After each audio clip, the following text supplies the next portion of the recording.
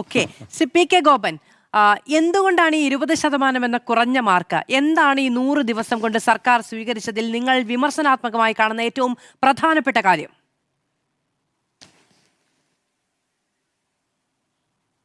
ശ്രീമതി മാധു, നിങ്ങൾക്ക് എല്ലാവർക്കും പത്ര സമൂഹത്തിനും പൊതുസമൂഹത്തിനും അറിയാവുന്ന കാര്യം, കഴിഞ്ഞ 10 വർഷക്കാലം ഏതൊക്കെ കാര്യങ്ങളിലാണോ LDFനെ വിമർശിക്കാൻ, സംസ്ഥാന സർക്കാരിനെ വിമർശിക്കാൻ കോൺഗ്രസ് ആയുധമായിട്ട് ഉപയോഗിച്ചത്, അതിലെല്ലാം കോൺഗ്രസിന്റെ നിലപാട് എന്താണെന്ന് നിഷ്പക്ഷമായിട്ടൊന്ന് പരിശോധിക്കുക. ഈ UDF എന്നതിന് കേരളത്തിലെ ജനങ്ങൾ ഇപ്പോൾ UDF എന്നാണോ പറയുന്നത്, UTF എന്നാണോ പറയുക? യു-ടേൺ ഗവൺമെന്റ് എന്നാണോ, അല്ലെ യു-ടേൺ ഫ്രണ്ട്, യു-ടേൺ മുന്നണി എന്നാണോ പറയുന്നത്, UDF എന്നാണോ പറയുക? UDFന്റെ പ്രവർത്തകർ മാത്രമേ ഇപ്പോൾ അതിനെ UDF എന്ന് പറയുന്നുള്ളൂ. ഏതൊക്കെ കാര്യങ്ങളാണോ ഇടതുപക്ഷം കേന്ദ്ര സർക്കാരുമായി വലിയ ഫൈറ്റ്, വലിയ സമരത്തിലേർപ്പെട്ട് അവരുമായിട്ട് തർക്കത്തിലും വഴക്കിലും കോടതി കയറ്റത്തിലും ഒക്കെ പോയത്, അതിലെല്ലാം ഇപ്പോൾ സംസ്ഥാന ഗവൺമെന്റ് കേന്ദ്രവുമായിട്ട് സമരസപ്പെട്ട് കഴിഞ്ഞു. PMCയുടെ കാര്യത്തിൽ എത്ര വലിയ ഒരു നുണയാണ് ഇപ്പോഴും അവർ പറഞ്ഞുകൊണ്ടിരിക്കുന്നത്. കഴിഞ്ഞ ദിവസവും ശ്രീ രാജു P. നായർ ഞാനുമായി നടന്ന ചർച്ചയിൽ അദ്ദേഹം പറഞ്ഞത് PMCയിൽ നിന്ന് പിന്മാറാൻ പറ്റില്ലെന്നാണ്. PMCയിൽ നിന്ന് പിന്മാറാൻ പറ്റുമെന്ന് കേന്ദ്ര സർക്കാർ പറഞ്ഞാലും അവർ പിന്മാറുന്നില്ല. അതാണ് ഒരു പ്രധാനപ്പെട്ട കാര്യം. കേരള ഗവർണർ ആണ് കേരളത്തിലെ ഉയർന്ന ഉദ്യോഗസ്ഥരെ വിളിച്ച് ചർച്ച നടത്തുന്നത്. നമുക്ക് ലോക് ഭവനും മുഖ്യമന്ത്രിയുടെ ഓഫീസും സംയുക്തമായ പ്രവർത്തനത്തിലേക്ക് നീങ്ങിക്കൊണ്ടിരിക്കുകയാണ്. ഒരു ബുദ്ധിമുട്ടും അവർക്കില്ല. ഇപ്പൊ പാലക്കാട് ഡിവിഷൻ തകർത്ത് തരിപ്പണമാക്കാൻ പോകുന്നു കേന്ദ്ര സർക്കാർ.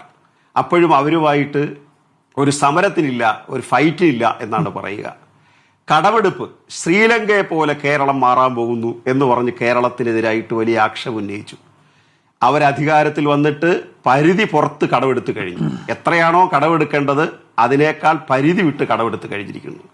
34,000 കോടി രൂപ കടമെടുക്കാനുള്ള അവകാശമുള്ളപ്പോൾ 32,000 ഈ സാമ്പത്തിക വർഷത്തിലേക്കാണെന്ന് ഓർക്കണം. 32,000 കടമെടുത്ത് കഴിഞ്ഞു.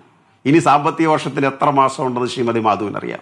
അപ്പൊ കടമെടുപ്പിൽ ഇടതുപക്ഷത്തെ കുറ്റപ്പെടുത്തിയവർ കടത്തിന്റെ പരിധി കടന്നു കഴിഞ്ഞിരിക്കുന്നു. ഇതുപോലെയാണ് എല്ലാ കാര്യത്തിലും. വന്ദേമാതരം കേരളത്തിന്റെ ചരിത്രത്തിൽ ഇങ്ങനെ സംഭവിച്ചിട്ടില്ല. ആ വന്ദേമാതരത്തിൽ ഉണ്ടായ ട്വിസ്റ്റ് നമ്മൾ കണ്ടതാണ്. ഗവർണറുടെ ആരിഫ് മുഹമ്മദ് ഖാന്റെ അഡ്വൈസറായിട്ടിരുന്ന ആളാണ് പിന്നെ ഇപ്പോൾ കേരളത്തിന്റെ അഡ്വക്കേറ്റ് ജനറലായിട്ട് മാറിയിട്ടുള്ളത്.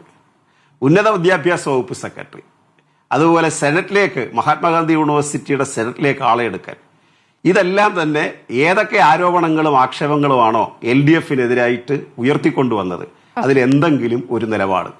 ഇനി മഹാപ്രളയം വന്നു കേരളത്തിൽ. അത് കഴിഞ്ഞിട്ട് അതിന്റെ ഒരു ചെറിയ മിനിയേച്ചർ രൂപം ഉണ്ടായി. ഒരു മത്സ്യമന്ത്രി, ഞാൻ കൊല്ലം ജില്ലയിലുള്ള ആളാണെന്നറിയാമല്ലോ, ഗൗതം കൃഷ്ണയുടെ വീട്ടിൽ ചെന്നത് 11 ദിവസം കഴിഞ്ഞിട്ടാ മത്സ്യവകുപ്പ് മന്ത്രി, ഫിഷറീസ് മന്ത്രി അവിടെ ചെന്നത്. അവര് അത്തരം ഒരു ആക്ഷേപം, പരാതി ഉന്നയിച്ച മറ്റൊരു പെൺകുട്ടി, വളരെ എഡ്യൂക്കേറ്റഡ് ആയ ഒരു പെൺകുട്ടി, ആ പെൺകുട്ടിയെ എത്രമാത്രം മോശമായിട്ടാണ് സംസാരിച്ചത്.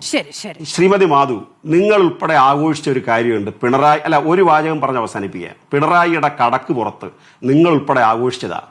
അതിന്റെ 10-1 ആഘോഷം കൊടുത്തോ കേരളത്തിലെ മാധ്യമങ്ങളും മറ്റുള്ളവരും? ഒരു സ്ത്രീയുടെ മുഖത്ത് നോക്കി നിന്റെ സൂക്കേട് ഞാൻ മാറ്റിത്തരാമെന്നൊരു മുഖ്യമന്ത്രി പറയുക.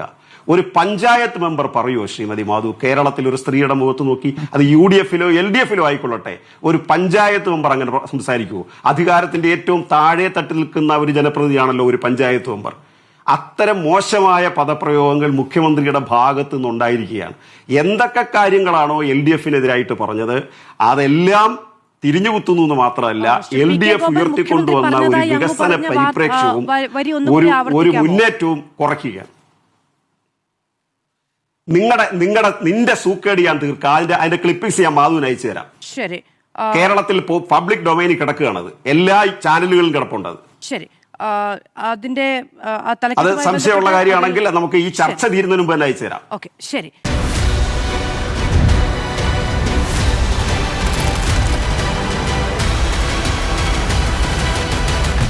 ഡിബേറ്റ് വിത്ത് മാധു സജി.